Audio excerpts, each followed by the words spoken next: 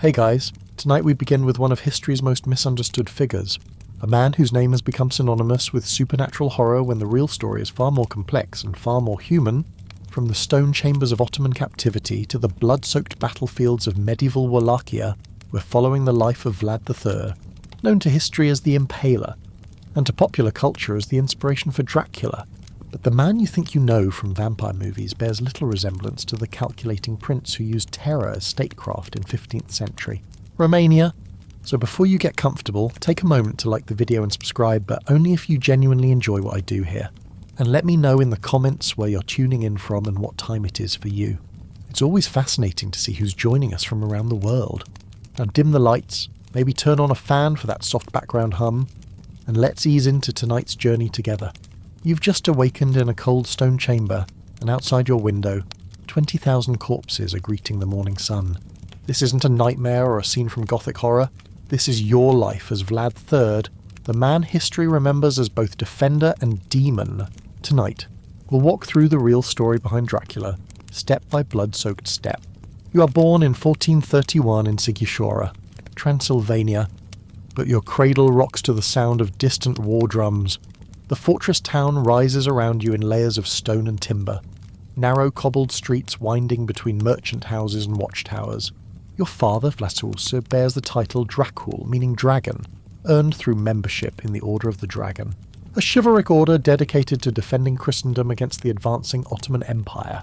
This makes you Dracula, son of the dragon, a name that in your time carries honour, not horror. The dragon standard flies from your family's tower, its wings spread wide against the grey Transylvanian sky, a symbol of noble purpose and divine protection. But childhood in the 15th century is brief, especially for princes of small kingdoms caught between great powers. Wallachia, your father's realm, sits precariously between the expanding Ottoman Empire to the south and the Kingdom of Hungary to the north. Your father must navigate these treacherous waters with the skill of a diplomat and the ruthlessness of a survivor. Some years he pays tribute to the Sultan, others he allies with the Hungarian king. Loyalty is a luxury your family cannot afford. Survival is the only constant. You learn early that the world is divided into those who hold power and those who are crushed by it. There is no middle ground for princes of Wallachia. The lesson comes brutally clear in 1440 when you are 11 years old. Your father has miscalculated, angered the Hungarian court by attempting neutrality in their conflicts with the Ottomans. To appease Sultan Murad II and secure his own position, your father makes a choice that will haunt you for the rest of your life. He gives you and your younger brother Adu as hostages to the Ottoman court. The transaction is presented as diplomacy, but you understand it for what it is. Your father has traded his sons for political survival. The journey to the Ottoman capital takes weeks. You ride in a covered wagon. The world outside reduced to glimpses through heavy curtains. The landscape changes from the familiar hills of Wallachia to stranger territories, the very air seeming to thicken with foreign scents and sounds. Your brother Radu, younger and more adaptable, tries to make conversation, but you find yourself growing quieter with each mile. You're entering a world where your noble birth means nothing, where you will be valued only for your usefulness as a political tool. The wagon wheels turn with a rhythm like a funeral march, carrying you away from everything you have ever known toward an uncertain fate in a court where Christ and Allah wage their eternal war. The Ottoman palace in Edirne is a marvel of architecture and organisation, but you experience it first as a prison. The chambers where you are housed are comfortable enough, with carpets from Persia and cushions of fine silk, but the windows are barred and guards stand always at your door. You're taught Turkish and Arabic, schooled in Ottoman military tactics and political philosophy. Your tutors are learned men who speak respectfully of your royal blood, but you never forget that you are here against your will, a guarantee of your father's good behaviour. The palace moves with a precision that impresses and terrifies you. Every action serves a purpose. Every cruelty has its place in maintaining order. You watch prisoners being executed in the courtyards below your window, noting the methods used and their effects on the watching crowds.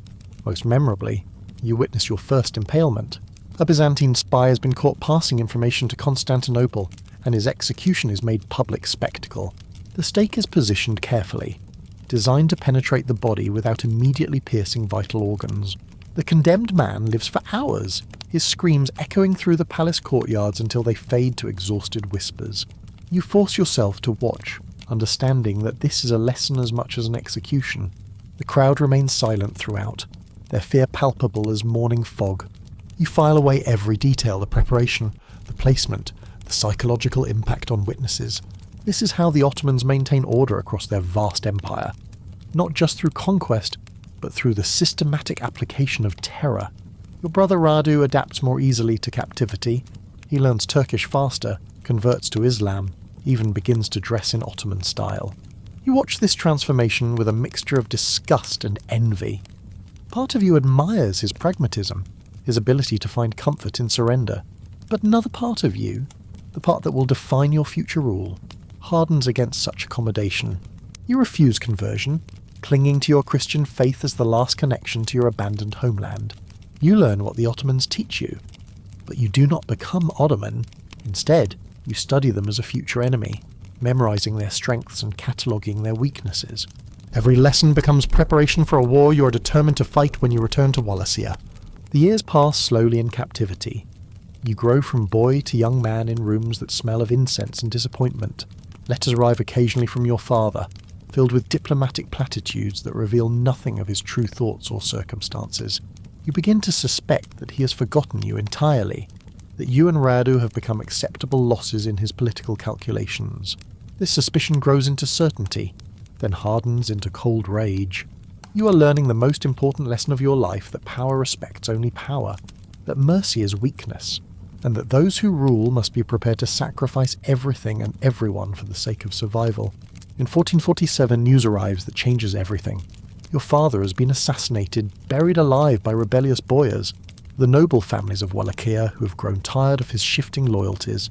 Your older brother Mirta has been captured, tortured, and killed in a manner too horrible for the messenger to describe in detail. The throne of Wallachia now sits empty, waiting for someone strong enough to claim it and clever enough to hold it. The Ottoman court sees an opportunity to install a puppet ruler, and you are their chosen candidate. At 17, you're returning to a homeland you barely remember to claim a crown that has cost your family everything. The journey back to Wallachia feels like awakening from a long, troubled dream. The landscape is familiar yet changed, marked by the small devastations that accumulate during years of weak rule and foreign interference. Villages stand half abandoned. Their populations fled to the mountains or simply vanished into the earth. The capital at Târgovişte shows signs of neglect. The palace where you were born now shabby with deferred maintenance and political uncertainty. You enter your ancestral halls as a stranger, supported by Ottoman gold and guarded by Turkish soldiers. The boyars who murdered your father offer their submission with words smooth as silk and eyes cold as winter stone. Your first reign lasts only 2 months. You're young, inexperienced, backed by foreign bayonets rather than native loyalty. The Hungarian king supports a rival claimant, and your Ottoman allies prove unreliable when tested by serious opposition. You flee Wallachia in the winter of 1448, riding through snow that falls like ash from the sky. Behind you, your enemies celebrate their victory and begin planning their own version of justice. You understand now that your father's fate awaits any ruler too weak to hold power through strength alone. The crown of Wallachia is not inherited but seized, not held by right but by might. This lesson burns itself into your memory as you ride into exile. Another failed prince joining the ranks of Europe's dispossessed nobility. But exile proves to be education. You spend years in the court of the Hungarian king, studying Western military techniques and political philosophy. The Hungarians treat you as a useful asset, a potential ally in their endless struggles with the Ottomans. You learn the arts of siege warfare and cavalry tactics, but more importantly, you observe how successful rulers maintain their authority. You watch King Matthias Corvinus manage his nobility through a combination of rewards and punishments, always ensuring that rebellion costs more than loyalty. You study the methods by which justice is administered, noting how public executions serve not just to punish the guilty, but to educate the potentially guilty. During these years of waiting, you perfect your understanding of power. You realize that your previous failure came not from external enemies, but from internal weakness. The boyars of Wallachia had betrayed your father because they believed they could do so with impunity. They had murdered your brother because they feared no consequences for their actions. Your next reign, when it comes, will be built on a different foundation. Fear, you decide, is more reliable than love, and respect earned through terror lasts longer than affection bought with gold. The opportunity comes in 1456. Your rival has proven as incompetent as your enemies feared, the kingdom sliding deeper into chaos with each passing season. The boyars who once celebrated your exile now whisper that perhaps the Ottoman puppet wasn't so bad after all. You return to Wallachia with a small force, but this time you move with the confidence of a man who has learned from his mistakes. Your second coronation takes place in the same hall where you were first acclaimed, but you're no longer the uncertain youth who fled 8 years before. You're 25 years old, hardened by exile and educated by failure. Most importantly, you have a plan. Your first priority is securing your position against internal enemies. The boyar families who killed your father and brother still hold their estates, still command their retainers, still plot in their manor houses. You know their names, have memorized their faces from your childhood, but rather than move against them immediately, you decide to be patient. Let them grow comfortable. Let them believe you have forgiven their past betrayals. A premature move against them would only scatter the survivors and create martyrs. Better to wait for the perfect moment when they are gathered together and vulnerable. That moment comes at Easter 1459. You announce a great feast to celebrate the resurrection of Christ and the resurrection of Wallachia under your benevolent rule. Invitations are sent to every major boyar family, their wives and children specifically included. The message is clear: this is to be a celebration of national unity, a gesture of reconciliation between crown and nobility. The boyars accept eagerly, seeing the feast as confirmation that you have learned to rule through consensus rather than force. They arrive at the palace wearing their finest clothes, their children dressed in silk and velvet. The great hall fills with the sounds of laughter and conversation, the clink of silver goblets and the rustle of expensive fabric. You preside over the feast from the high table, playing the role of gracious host with perfect conviction. Wine flows freely. Servants present course after course of elaborate dishes. Musicians provide entertainment between the main courses. You rise periodically to offer toasts to your honoured guests, speaking of loyalty and tradition, of the bonds that unite ruler and ruled. The boyars respond enthusiastically, warming to the fiction that all past grievances have been forgotten. Their children play together in the spaces between tables, the younger ones growing sleepy as the afternoon wears on. The scene could hardly be more peaceful, more perfectly domestic. But you are counting heads, checking faces against your memorized lists. Every family that participated in your father's murder is present, along with their closest allies and supporters. The hall contains not just the architects of past betrayals, but the entire structure of opposition to your rule. As the feast reaches its climax, you stand once more to address your guests. This time, however, your words carry a different tone. You speak of justice delayed but not forgotten, of crimes that demand accounting regardless of the passage of time. The laughter in the hall dies slowly, replaced by uncomfortable silence as your meaning becomes clear. The doors to the hall open, but instead of servants bearing more food, armed guards file in to take positions along the walls. Your guests shift nervously in their seats, some beginning to understand that the real purpose of this feast was never celebration. You continue speaking, your voice never rising above conversational tones, listing the crimes of your father's enemies with the precision of a court clerk reading charges. Treason, murder, conspiracy against the lawful ruler, the betrayal of Christian Wallachia to foreign enemies. Each accusation is specific, documented, irrefutable. The boyars listen in growing horror as you demonstrate that you have forgotten nothing, forgiven nothing. When you finish speaking, the great hall has become as quiet as a tomb. Even the children sense the change in atmosphere, pressing closer to their parents with the instinct that danger has entered their world. You give a simple gesture and your guards move forward to surround the tables. There will be no escape, no last-minute pleas for mercy, no desperate attempts at negotiation. Justice, you announce, will be swift and public. The guests who came to feast will instead provide a different kind of entertainment for the people of Wallachia. What follows takes place in the courtyard outside the palace, where wooden stakes have been prepared with the precision of a carpenter's workshop. The boyars are led out in small groups, their wives and children forced to watch from the walls above. You stand among your guards, not participating directly in the executions, but supervising each one with the attention to detail that will become your trademark. The process is methodical rather than frenzied. Each impalement performed according to the techniques you learned during your captivity in Ottoman courts. The stake enters the body at an angle designed to avoid immediate death, allowing the condemned to live for hours while their life slowly ebbs away. You feel no particular satisfaction in watching your enemies die, but you do feel a profound sense of completion. The debts of the past have been paid, the threats to your rule eliminated. More importantly, You have sent a message that will echo throughout your kingdom and beyond.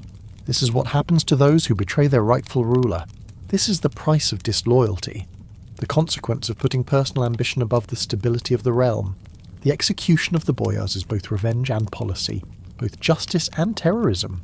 It clears the way for a new kind of rule, one based not on the consent of the nobility, but on their absolute submission to your will. The Feast of Easter 1459 becomes the foundation myth of your second reign.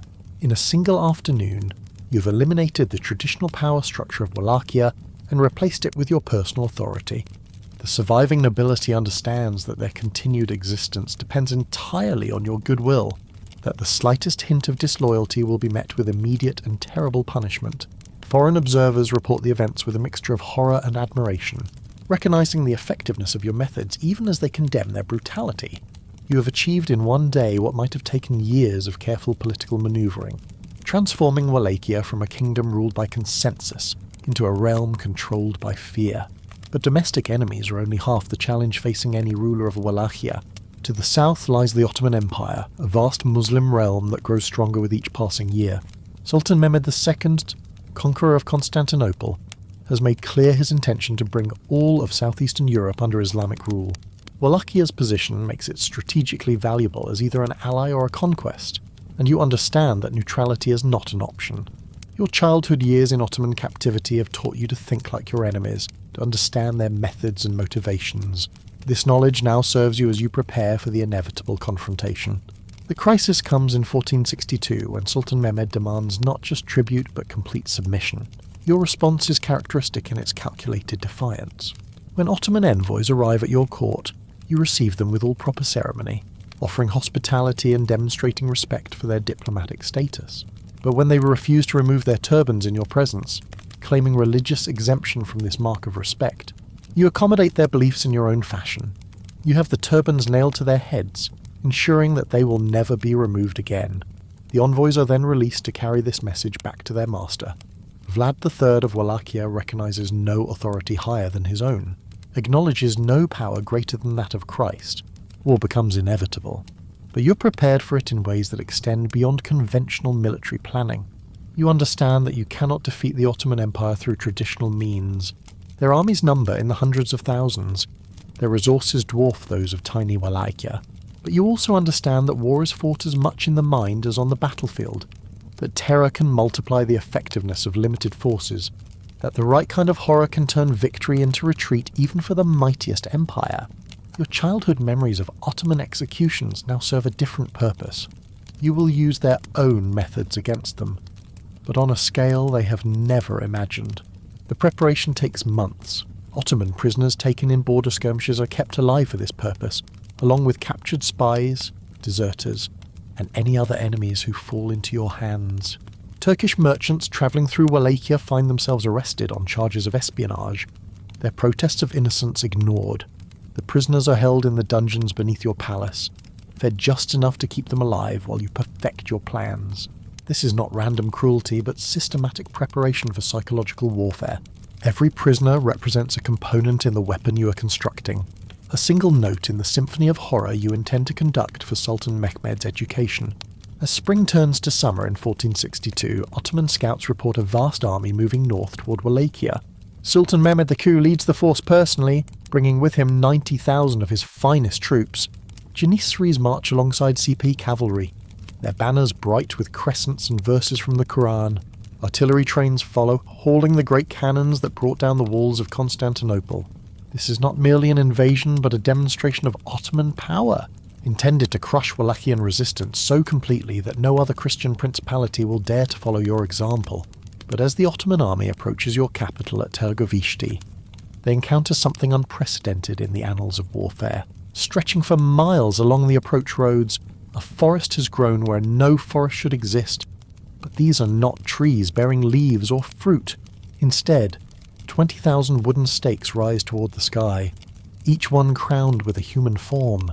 Turkish prisoners, captured spies, Ottoman merchants, even some of their own deserters who sought refuge in Wallachia, all have been impaled and left to die in full view of the approaching army.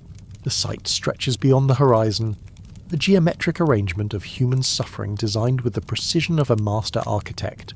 Sultan Mehmed II has conquered cities, destroyed empires, and written his name in blood across 3 continents. But when he sees your forest of stakes, he stops his army and stares in silence.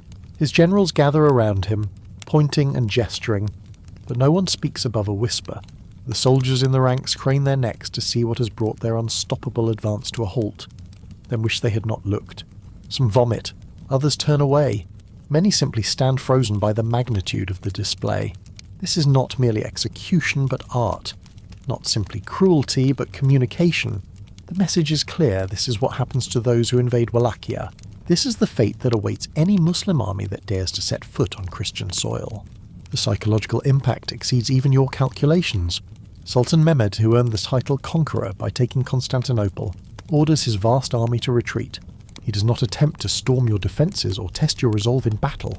Instead, he leads 90,000 soldiers back toward Ottoman territory, unwilling to risk morale by forcing them to march through your forest of horror.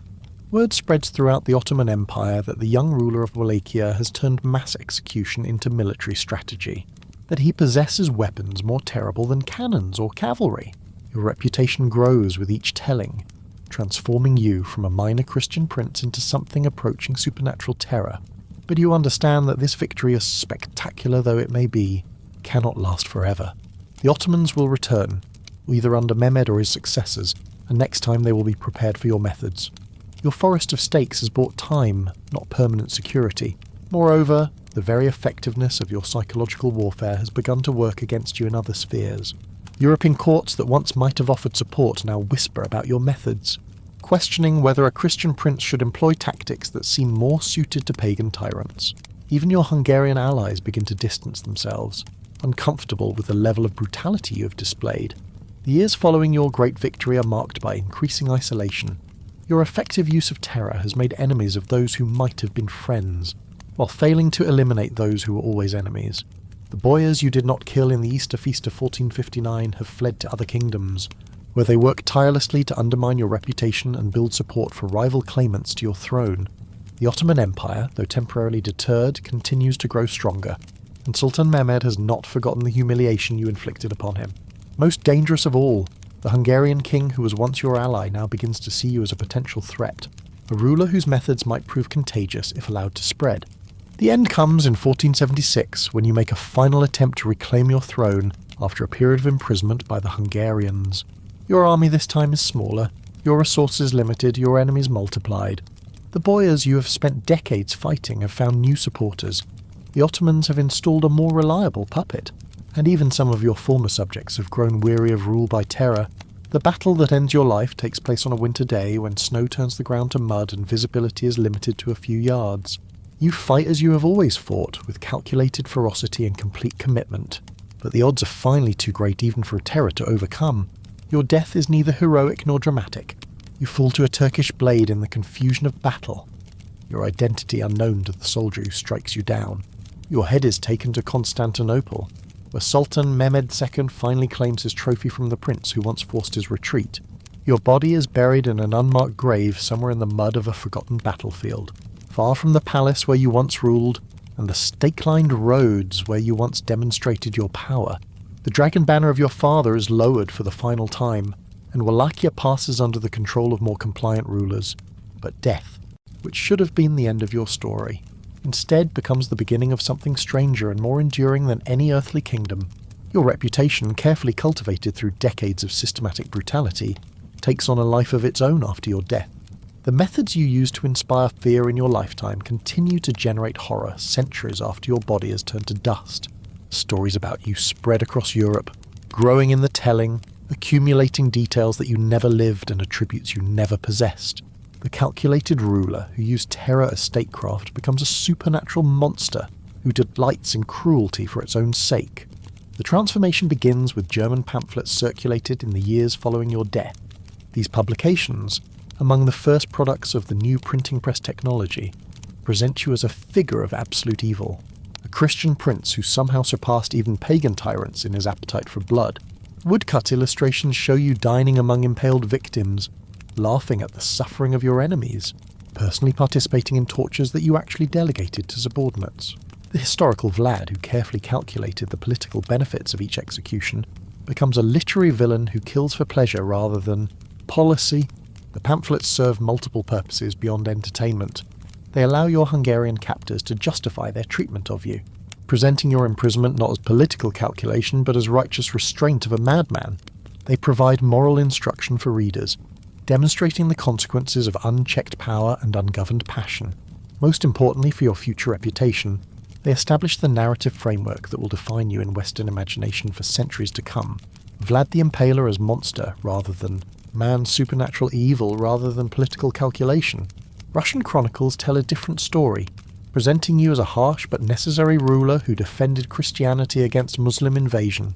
These accounts emphasize your piety, your protection of the common people against noble oppression, your refusal to submit to Ottoman authority. The same actions that German pamphlets present as evidence of madness become proof of heroic determination in Russian telling.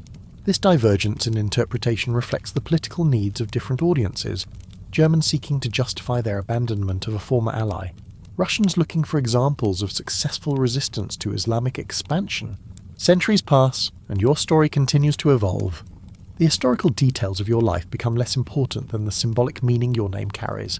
By the time Bram Stoker discovers your story in 1890, you have been transformed from medieval ruler into Gothic symbol, from political tactician into supernatural threat. Stoker knows almost nothing about your actual life, borrowing only your name and your association with Transylvania. He creates a character that shares virtually nothing with your historical personality, where you are calculating. Count Dracula is impulsive, where you are motivated by political necessity. The vampire acts from bloodlust, where you died a mortal death. Dracula claims immortality. The irony is complete when Stoker's novel becomes the definitive version of your story for popular culture. The real Vlad III, who fought to defend Christian Europe against Islamic expansion, becomes Count Dracula, a supernatural predator who threatens Christian civilization from within. The Wallachian prince who used terror as a tool of statecraft becomes a Transylvanian count who embodies evil for its own sake. Your calculated brutality, employed in service of political goals, transforms into supernatural malevolence that serves no purpose beyond the satisfaction of unholy appetite. The dragon banner of your father's chivalric order becomes the bat wings of a creature of the night. Yet even this transformation serves a purpose you might have understood. Your historical methods were designed to create a reputation so terrible that enemies would flee rather than fight, that subjects would obey rather than rebel. Count Dracula serves a similar function in modern culture, embodying fears about foreign influence, aristocratic decadence, and the persistence of ancient evils in a modern world. The vampire who bears your name inspires the same kind of fear you once wielded as a political weapon, though now that fear serves entertainment rather than statecraft. In Romania, your historical reputation survives alongside your fictional transformation. Statues erected in your honour present you as a defender of national independence, a ruler who chose harsh methods because his enemies gave him no alternative. Tour guides at the ruins of your castle speak proudly of the prince who stood against Ottoman expansion, who refused to bow before superior force. The same actions that Western culture condemns as evidence of monstrous nature become proof of heroic character when viewed through the lens of Romanian nationalism. Your impaled enemies are reframed as invaders who got what they deserved. Your calculated cruelty reinterpreted as patriotic duty. This difference in interpretation reflects the complexity of your historical legacy. Were you a hero who used necessary violence to defend a small Christian kingdom against Islamic conquest? Or were you a monster who employed terror, tactics that exceeded the bounds of acceptable political behaviour? The answer depends largely on perspective, on whether you judge your methods by their effectiveness or their morality, on whether you sympathise more with your goals or with your victims. History offers evidence for both interpretations, and both have found audiences willing to embrace them. Perhaps the most honest assessment acknowledges both sides of your legacy, without resolving the contradiction between them. You were indeed a defender of Wallachia, who faced impossible odds in trying to maintain independence between two great empires. Your methods were brutal, but they were also effective within the context of 15th century political norms. The terror you employed was calculated rather than compulsive, designed to serve strategic purposes rather than personal satisfaction. At the same time, the scale and systematic nature of your violence exceeded what many of your contemporaries considered acceptable, earning you a reputation for cruelty that persists 6 centuries after your death. Your transformation from historical figure to literary symbol speaks to the power of stories to reshape reality. The real Vlad III has been largely forgotten except by historians and Romanian patriots, replaced in popular consciousness by Count Dracula, a character who shares your name but little else. This metamorphosis illustrates how reputation can become more important than reality, how the stories told about us matter more than the lives we actually lived. You sought to control your reputation through systematic terror, but ultimately you could not control how that reputation would be interpreted by future generations. The quiet of night settles now over the ruins of medieval Wallachia, over the battlefields where you fought and the castle walls you once defended. The stakes have long since rotted away, the bones of your enemies returned to dust, the political conflicts that drove your actions relegated to history books. If ghosts existed, yours might find some measure of peace in having your true story told, in being remembered as a man who faced impossible choices rather than as a monster who delighted in evil. The weight of historical judgment sits lighter when honestly examined, when context is provided for actions that seem incomprehensible when stripped of their political meaning. You were never a vampire, never possessed supernatural powers, never lived for centuries in a Transylvanian castle. You were Vlad III of Wallachia, a medieval prince who ruled for barely 6 years total, who died at 45 in the mud of an obscure battlefield. Your methods were extreme, your reputation complex, your legacy disputed, but you were, above all else, human. A man who believed that the survival of his people and his faith justified whatever measures proved necessary. History may argue forever about whether you were right, but it cannot argue about what you were not a creature of supernatural darkness, but a ruler who chose to embrace earthly darkness in service of what he saw as heavenly light. The dragon banner of your father has long since turned to dust, but the questions your life raises remain as relevant today as they were 5 centuries ago. When does necessary violence become inexcusable brutality? How far should a leader go to protect those under their authority? Is it better to be feared than loved? And if so, how much fear is too much? These questions have no easy answers, which may explain why your story continues to fascinate even as it horrifies. You are neither the monster of Gothic fiction nor the unblemished hero of nationalist myth, but something more complicated and ultimately more human, a ruler who discovered that the price of power is often paid in pieces of the soul, and who decided that some prices are worth paying regardless of the cost.